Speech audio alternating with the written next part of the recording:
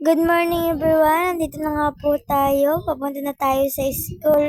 At dala ko na ang aking ginawang flower bouquet na ibibigay ko sa aking advisor teacher at sa aking paboritong teacher na si Ma'am Marby. Dalawa nga po pala yung ginawa ko. Dito ako naglalakad na. At malapit na ako sa school na aking pinapasukan. Ito na nga po, naglalakad na ako dito sa may B5.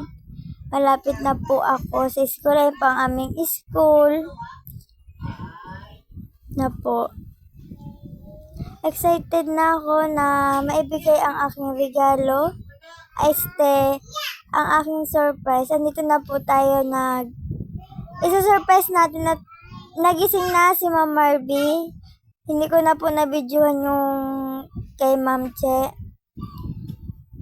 Kasi ito po yung Valentine's Day na ginawa ko para sa aking teacher na si Ma'am Marby na aking pinsan.